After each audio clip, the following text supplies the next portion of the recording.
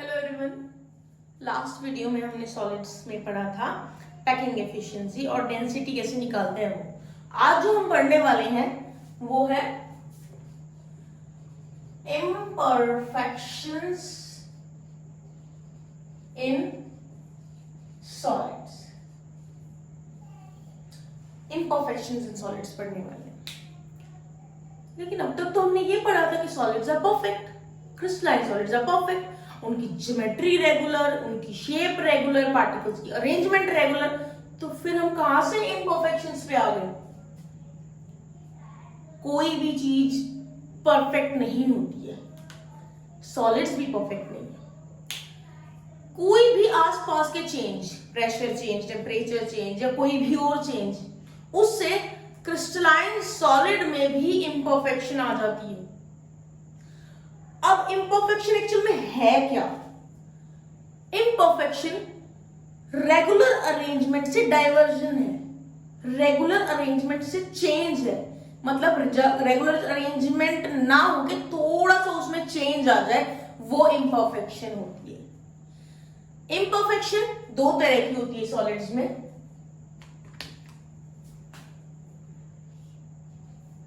एक इम्परफेक्शन को हम डिफेक्ट भी बोल सकते हैं। पॉइंट डिफेक्ट एक टाइप, लाइन डिफेक्ट दूसरा type. As I told you, दो टाइप्स होते हैं इम्परफेक्शन इन सॉलिड्स के, डिफेक्ट्स के। एक पॉइंट डिफेक्ट, एक लाइन डिफेक्ट। नाम जो है वही एक्सप्लेन कर रहा है खुद को। पॉइंट डिफेक्ट मतलब कि क्रिस्टलाइन सॉलिड के किसी किसी पॉइंट पे डिफेक्ट है, कोई कोई एटम्स जो है वो इरेगुलर अरेंजमेंट है या फिर कमी है, गड़बड़ी है पॉइंट्स पे। लाइन डिफेक्ट का मतलब पूरी लाइन ही खराब है, पूरी लाइन ही इरेगुलरली अरेंज्ड है या उसमें डिफेक्ट है। सो अब हम इसको पढ़ने वाले हैं। सबसे पहले हम डिस्कस करेंगे पॉइंट डिफेक्ट के बारे में। सो पॉइंट डिफेक्ट जो होता है, पॉइंट डिफेक्ट होता है तीन तरह का।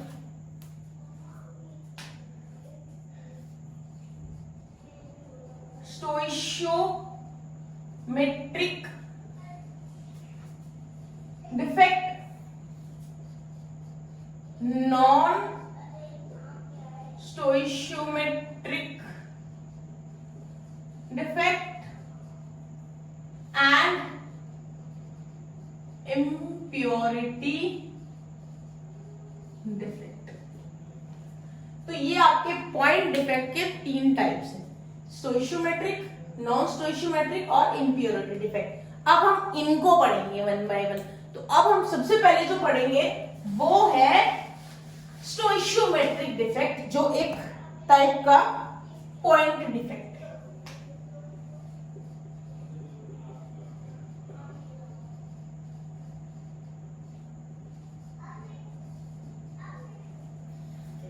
स्टोइशियोमेट्रिक डिफेक्ट को हम इंट्रिंसिक डिफेक्ट या थर्मोडायनेमिक डिफेक्ट भी बोलते हैं। स्टोइशियोमेट्रिक डिफेक्ट को हम इंट्रिंसिक डिफेक्ट या थर्मोडायनेमिक डिफेक्ट भी बोलते हैं। ये जो इंट्रिंसिक डिफेक्ट या थर्मोडायनेमिक डिफेक्ट या स्टोइशियोमेट्रिक डिफेक्ट है, इसमें क्रिस्टल की स्टोइशियोमेट्री पे कोई फर्क नहीं आता। स्टोइशियोमेट्री में फर्क नहीं आता का मतलब है केटायंस, नंबर ऑफ केटायंस और नंबर ऑफ एनायंस का रेशियो सेम रहता है। जितना पॉजिटिवली चार्ज पार्टिकल है उतने ही नेगेटिवली चार्ज पार्टिकल होंगे, तो उसको हम कहते हैं स्टोइशियोमेट्री मेंटेन होना। ये जो स्टोइशियोमेट्रिक डिफेक्ट है ये भी कई तरह का है, तो देखते हैं, इसके बारे में भी जान लेते हैं। स्टोइशियोमेट्रिक डिफेक्ट जो है, नॉन आयनिक क्रिस्टल्स और आयनिक क्रिस्टल्स में पढ़ा जाता है, या फिर नॉन आयनिक सब्सटेंसेस, आयनिक सब्सटेंसेस में पढ़ा जाता है। जो आपका नॉन आयनिक क्रिस्टल या नॉन आयनिक सब्सटेंस है उसमें दो तरह के होते हैं ये, एक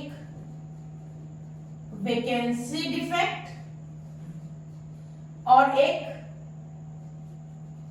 इंटरस्टिशियल डिफेक्ट। आयनिक क्रिस्टल्स में भी ये दो तरह के होते हैं, एक शॉर्टेज इफेक्ट और एक फ्रेंकेल डिफेक्ट। तो अब हम एग्जैक्टली पढ़ना कहां से स्टार्ट करेंगे, वैकेंसी डिफेक्ट से स्टार्ट करते हैं।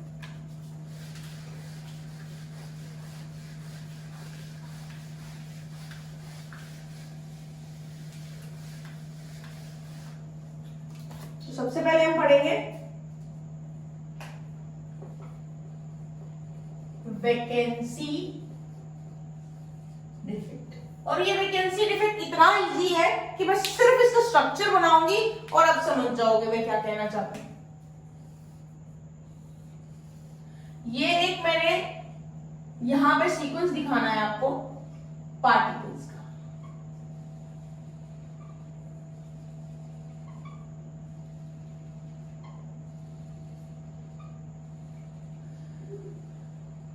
ये एक परफेक्ट क्रिस्टलाइन सॉलिड मैं आपके लिए बना रही हूं यहां पे, जिसमें पार्टिकल्स रेगुलरली अरेंज्ड हैं। जब रेगुलर अरेंजमेंट पता होगी तभी तो पता चलेगा ना डिफेक्ट कैसे हुआ। तो ये रेगुलर अरेंजमेंट है पार्टिकल्स की। नाम वैकेंसी डिफेक्ट है तो हमें खाली जगह ही क्रिएट करनी है। गायब कर दो पार्टिकल को, ये वैकेंसी क्रिएट होगी, ये वैकेंसी क्रिएट होगी। इस तरीके से पार्टिकल्स अपनी जगह से गायब है, वैकेंसी क्रिएट हो गई। इसी को हम वैकेंसी डिफेक्ट कहते हैं। कैटायंस एनायंस हमें शो करने नहीं है यहाँ पे, क्यों? Vacancy defect non ionic solids में मिलता है जिसमें कैटायंस एनायंस नहीं होते। अब ऐसा करने से डेंसिटी में कुछ फर्क तो पड़ा होगा। क्या होता है डेंसिटी?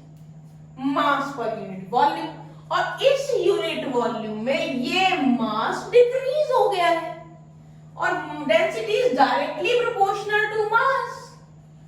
मास का तो density decreases. So in this way density of the crystal decreases in case of vacancy defect. अब नेक्स्ट हम करेंगे, अब जो नेक्स्ट हम करने वाले हैं वो है interstitial defect.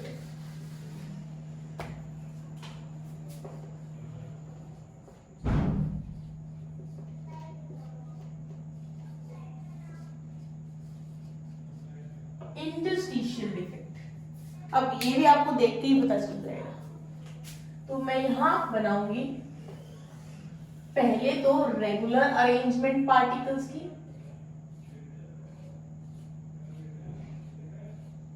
So this is the regular arrangement of the particles. अब मैं आपको इसमें डिफेक्ट दिखाऊंगी।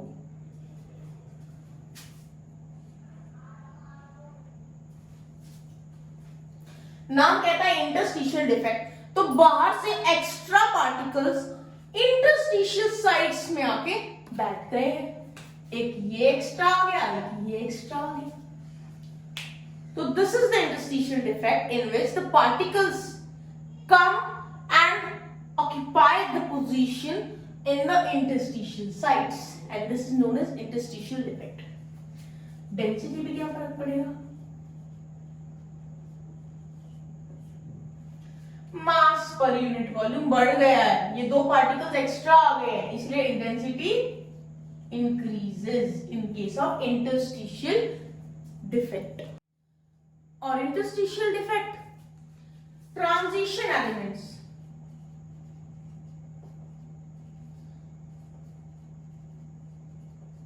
इनमें सबसे ज्यादा कॉमन है। हमने नॉन आयनिक के दोनों टाइप्स पढ़ लिए हैं, अब हम पढ़ेंगे आयनिक के टाइप्स। आयनिक सॉलिड्स में जो डिफेक्ट्स मिलते हैं उसके टाइप्स अब हम पढ़ने वाले हैं। सो आयनिक सॉलिड्स में मैंने आपको बताया था 2 टाइप्स होते हैं। सबसे पहला था शॉर्टकी डिफेक्ट। शॉर्टकी डिफेक्ट में क्या होता है, तो पहले मैं अरेंजमेंट दिखाऊंगी नॉर्मल, फिर बात करेंगे डिफेक्ट की।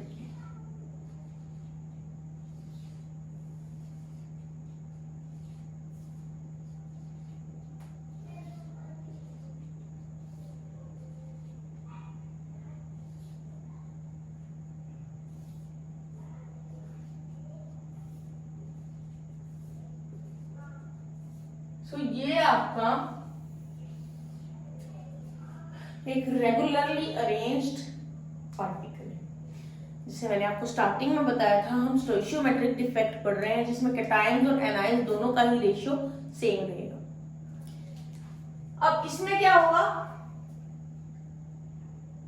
कुछ कैटायन और एनायन अपनी जगह से गायब है। अगर एक कैटायन गायब है तो उसके साथ एक एनायन भी जाएगा, अगर एक एनायन गायब है तो उसके साथ एक कैटायन भी जाएगा। ऐसा क्यों? क्योंकि स्टोइशियोमेट्रिक को हम पढ़ रहे हैं डिफेक्ट्स, तो उसमें कैटायंस और एनायंस का रेशियो सेम रखने के लिए ऐसा होगा। तो शॉर्टकी डिफेक्ट में पार्टिकल्स गायब है, तो ऐसा होने से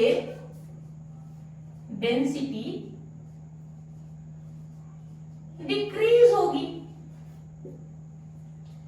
और मोस्ट कॉमन है इसमें KCl, NaCl, KBr, CSCl। ये मतलब एल्कली मेटल्स में ये ज्यादा देखने को मिलता है, एल्कली मेटल कंपाउंड्स में। तो ये भी एल्कली मेटल है, ये भी और ये भी, इनके कंपाउंड्स में ये ज्यादा देखने को मिलता है।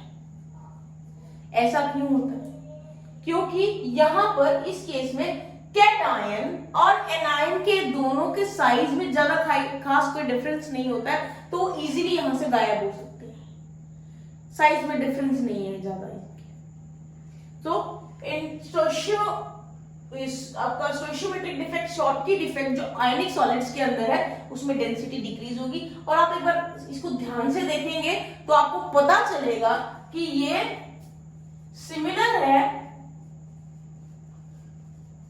वैकेंसी डिफेक्ट से। इसके बाद हम पढ़ेंगे फ्रैंकल डिफेक्ट। इसे मैं नहीं इरेज कर रही हूं, क्योंकि इसी में ही मैं आपको फ्रैंकल डिफेक्ट शो करने वाली हूं। अब जो हम पढ़ेंगे वो है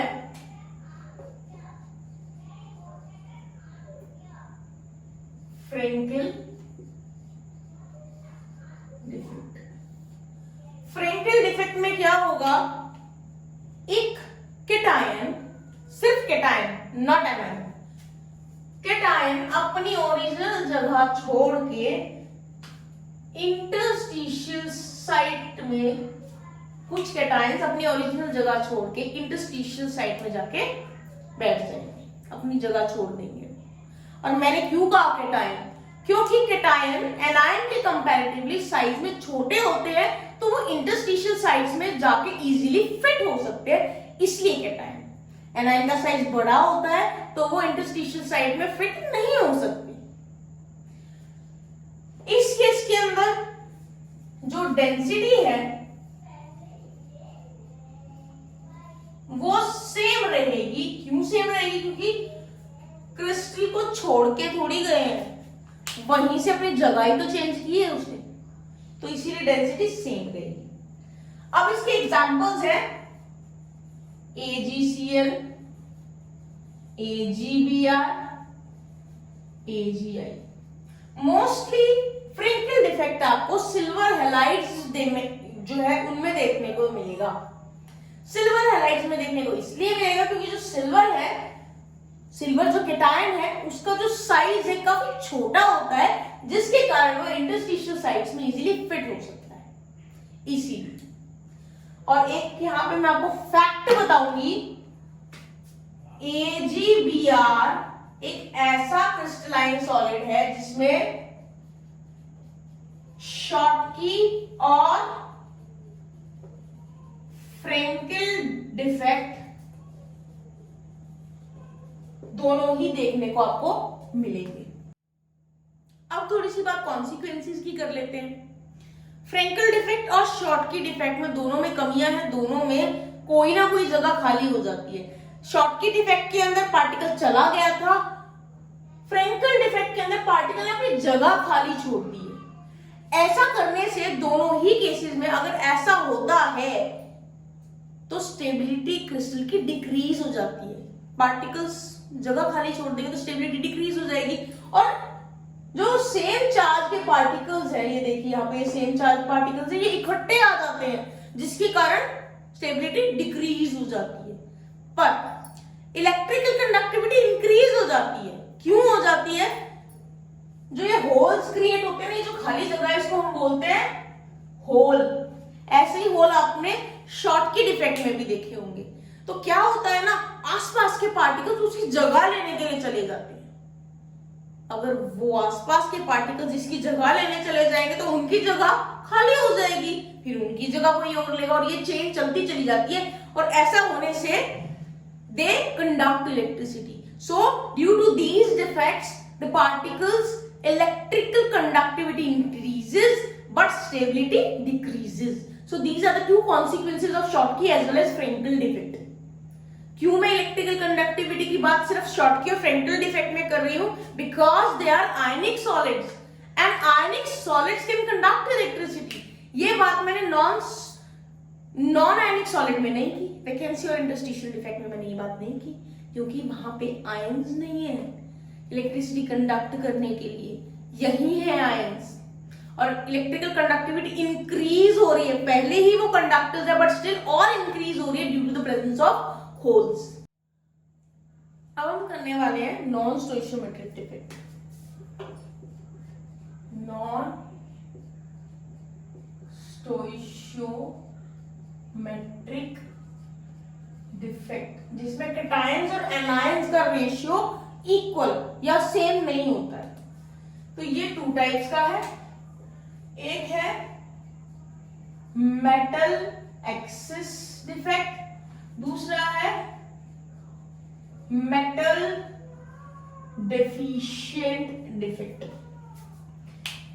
वन बाय वन हम दोनों को ही पढ़ने वाले हैं। सबसे पहले हम पढ़ेंगे मेटल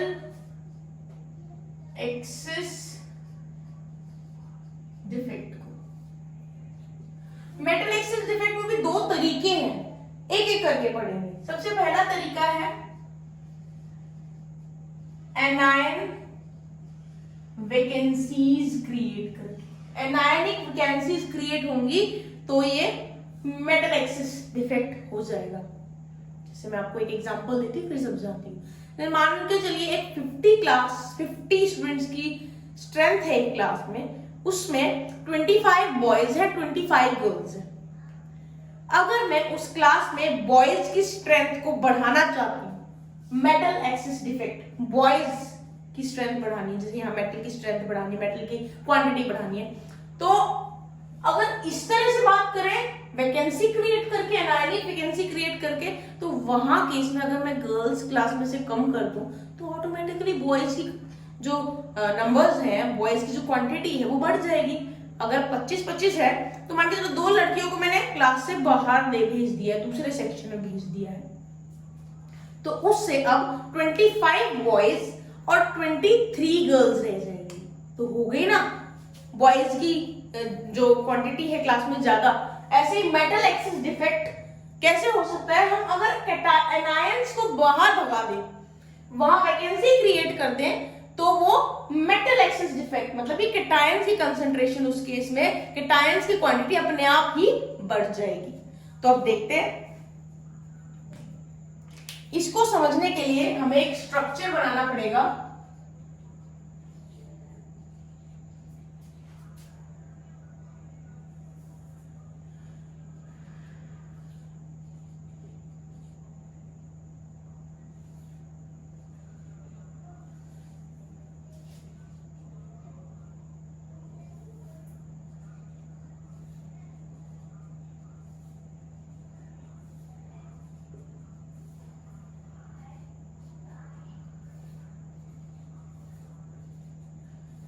स्ट्रक्चर बनाया है, जरा इससे बात करते हैं अब हम। ये जो स्ट्रक्चर है इसमें ये आपस में बॉन्डेड फॉर्म में है, एक दूसरे से जुड़े हुए हैं। तो जैसे कि मैंने कहा यहाँ पे हम एनायंस की वैकेंसी क्रिएट कर देंगे, तो एनायन को यहां से भगा देंगे हम। ये भगा दिया मैंने एक एनायन। पर चाहे स्टोइशियोमेट्रिक डिफेक्ट हो या नॉन स्टोइशियोमेट्रिक डिफेक्ट हो, कैटायंस और एनायंस का रेशियो डिफर कर सकता है, लेकिन पॉजिटिव चार्ज और नेगेटिव चार्ज हमेशा इक्वल रहेगा। ये बात जरूर नोट कर लेना। अब मैं जो क्योंकि नॉन स्टोइशियोमेट्रिक डिफेक्ट पढ़ा रही हूं, तो इसमें मैं कैटायंस और एनायंस के जो रेशियो है उनको चेंज कर सकती हूँ। सेम ना भी हो तो चलेगा, लेकिन पॉजिटिव नेगेटिव चार्ज बराबर होने चाहिए। अब जब यहां से मैंने एक नेगेटिवली चार्ज आयन जो कि एनायन है उसको भगा दिया है, तो नेगेटिव चार्ज को कंपनसेट करने के लिए एक इलेक्ट्रॉन यहां वो छोड़ जाएगा। इस तरीके से नंबर ऑफ पॉजिटिव चार्ज और नंबर ऑफ नेगेटिव चार्ज का जो रेशियो है ना वो सेम रहेगा क्रिस्टल में, बस कैटायन एनायन का घट जाएगा, चेंज हो जाएगा इनफैक्ट। तो ये आपका एनायन वैकेंसी यहाँ पे क्रिएट हो गई है मेटल एक्सिस डिफेक्ट के केस में। अब मैं सिचुएशन बताऊंगी ऐसा कब होता है। अब देखिएगा ध्यान से, मान के चलिए मैंने एक क्रिस्टल ले लिया है, NaCl का क्रिस्टल ले लिया है, और मैंने इस क्रिस्टल के बाहर वेपर्स ले लिए हैं। किस चीज के वेपर्स है ये? NaCl के, सॉरी Na सोडियम वेपर्स है, सोडियम वेपर्स है बाहर। ऐसा करने से जो आपका क्रिस्टल है उसमें present negatively charge ion anion को लालच आ गया, उसे दिखा बाहर ज्यादा सोडियम है, तो क्यों ना मैं अंदर वाली जगह को छोड़ के बाहर भाग जाऊं। ऐसा ही किया उसने। क्लोराइड आयन, जैसे मान के चलिए वहां क्लोराइड आयन था, क्लोराइड आयन अपनी जगह छोड़ के सरफेस पे चला जाता है जहां पे सोडियम वेपर्स होते हैं और उससे जाके जुड़ जाता है। जब क्लोराइड आयन सरफेस के पास प्रेजेंट सोडियम से जुड़ेगा तो वो NaCl तो बनाएगा, साथ में एक इलेक्ट्रॉन भी रिलीज होगा जो जाके यहां ट्रैप हो जाएगा। इस तरीके से इलेक्ट्रिकल न्यूट्रलिटी तो मेंटेन रहेगी क्रिस्टल में, पर यहां पे कैटायंस का जो क्वांटिटी है कैटायंस की वो बढ़ जाएगी और एनायंस की घट जाएगी। तो ऐसा करने से जब हम एक पर्टिकुलर क्रिस्टल को सोडियम NaCl क्रिस्टल को मैं सोडियम के वेपर्स में रखती हूं तो ऐसा होता है, और ये जो इलेक्ट्रॉन है जहां ये इंट्रैप्ड है इस जगह को हम बोलेंगे F सेंटर। F यहां पे डिनोट कर रहा है फाबे, which is a German word which means colour.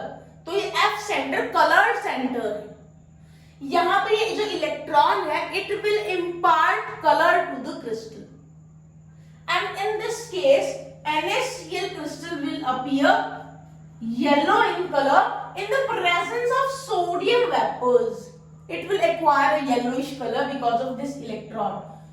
Light का एक पोर्शन वो एब्जॉर्ब करेगा, बाकी रिफ्लेक्ट करेगा, तो रिफ्लेक्ट येलो कलर करता है इलेक्ट्रॉन सोडियम क्लोराइड क्रिस्टल के केस में। अगर यहां ऐसा ही मैं लिथियम ले लेती, लिथियम के वेपर्स अराउंड LiCl क्रिस्टल, तो कौन सा कलर होता? पिंक। अगर मैं पोटेशियम वेपर्स ले लेती अराउंड KCl, तो कौन सा कलर होता? Purple. So this was about the stoichiometric, non-stoichiometric defect, metal axis defect, one case anion vacancies. दूसरा केस अब हम पढ़ेंगे।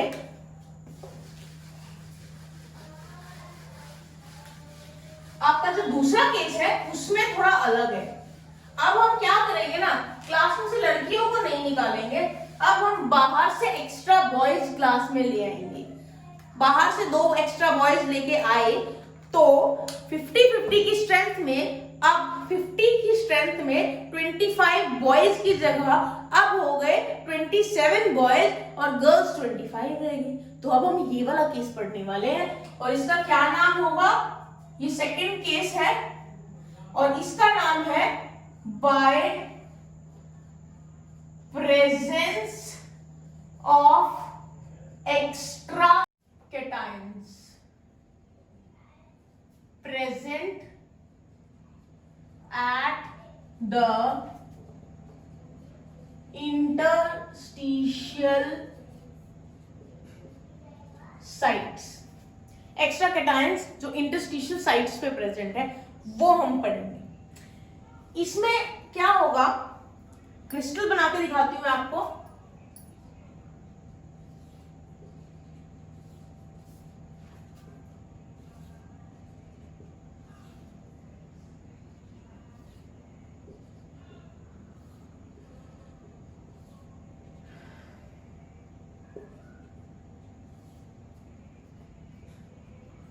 तो इस क्रिस्टल के अंदर अगर आप देखोगे तो कैटायंस, एक्स्ट्रा कैटायंस जो है वो इंटरस्टिशियल साइट पे जाके बैठ जाएंगे, बाहर से आएंगे एक्स्ट्रा कैटायंस और इंटरस्टिशियल साइट्स को ऑक्यूपाई कर लेंगे। ये इनके बीच की बॉन्डिंग दिखा रही हूं मैं।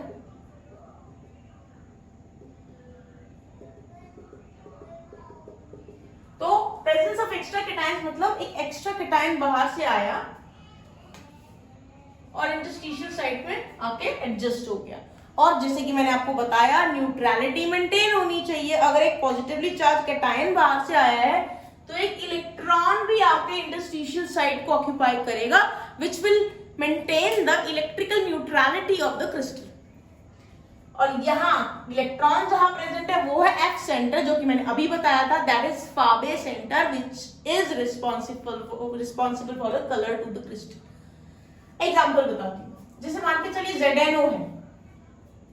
ZnO के क्रिस्टल में क्या होता है ना, उसकी इंटरस्टिशियल साइट्स में कुछ एक्स्ट्रा कैटायंस आ जाते हैं। वो आते कैसे, कुछ एक्स्ट्रा ZnO डिकम्पोज होता है, Zn2 पॉजिटिव आयन बनाता है, साथ में हाफ O2 भी रिलीज होता है और 2 इलेक्ट्रॉन्स भी।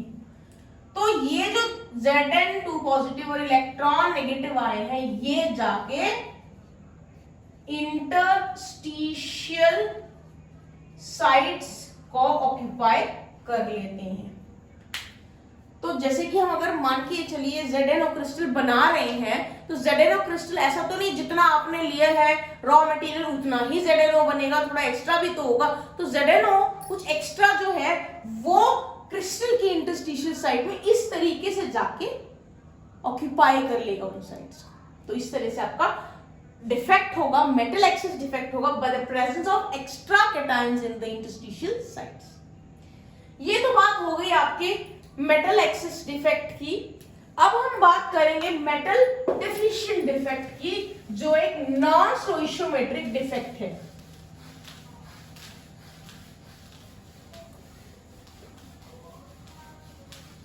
So let's start.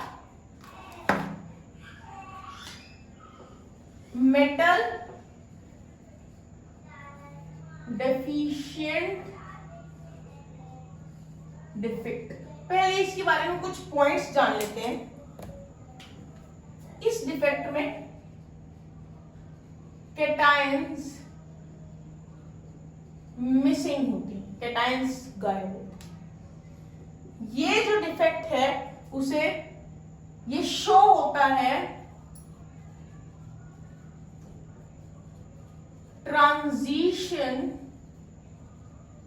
मेटल्स में, because they are capable to show variable oxidation state. Variable oxidation state show करते हैं, एक रेंज शो करते हैं ऑक्सीडेशन स्टेट की, इसीलिए ये ट्रांजिशन मेटल्स में ज्यादा शो होता है। मोस्टली ट्रांजिशन एलिमेंट्स शो करते, मेटल्स शो करते हैं। अब एग्जांपल्स कर लेते हैं। फेरस ऑक्साइड, फेरस सल्फाइड, निकल ऑक्साइड, ये कुछ एग्जांपल्स हैं आपके मेटल डेफिशिएंट डिफेक्ट जिसमें शो होता है। एक पर्टिकुलर एग्जांपल अब मैं आपको समझाऊंगी। यहां पे मेरे पास है FeO। FeO को देखने से ऐसा लग रहा है कि Fe और O का रेशियो 1:1 है, बट एक्चुअली ये रेशियो है Fe जो 0.95 से Fe 0.98 के बीच में रेंज करता है और O एक ही होता है। ऐसा क्यों? Fe एक ट्रांजिशन एलिमेंट है और इसमें टेंडेंसी है वेरिएबल ऑक्सीडेशन स्टेट शो करने की। Fe शो करता है +2 ऑक्सीडेशन स्टेट +3 ऑक्सीडेशन स्टेट। होता क्या है, यहां इस कंपाउंड के अंदर Fe2 पॉजिटिव आयन होता है और O2 नेगेटिव, मतलब यहां पर कंपाउंड में इसमें Fe की ऑक्सीडेशन स्टेट +2 होनी चाहिए। होता क्या है, कुछ Fe2 पॉजिटिव आयंस रिप्लेस हो जाते हैं और उनकी जगह आ जाते हैं Fe3 पॉजिटिव आयंस। तो एक ratio, simplest and lowest ratio देखें तो 3 Fe2 पॉजिटिव की जगह 2 Fe3 पॉजिटिव आएंगे, तभी आप देख सकते हो ये 6 पॉजिटिव चार्ज की जगह यहाँ 6 पॉजिटिव चार्ज आ रहे हैं और इलेक्ट्रिकल न्यूट्रलिटी बैलेंस हो रही है। लेकिन यहां पे अगर आप देखेंगे तो यहां पर 3 Fe एटम्स या फिर आयंस की जगह 2 ही Fe आयंस आ रहे हैं। इस तरीके से मेटल मतलब कैटायन डिक्रीज हो गया है ना रेशियो में, तो इस तरह से मेटल डेफिशिएंसी डिफेक्ट शो होता है in case of this transition metals जो कि वेरिएबल ऑक्सीडेशन स्टेट शो करते हैं। So this was all about the metal deficiency defect, और आई कैन से डिफेक्ट्स के बारे में यही था। इसके आगे का जो पार्ट है चैप्टर का वो आपके सिलेबस से डिलीट हो चुका है। It is up to here only.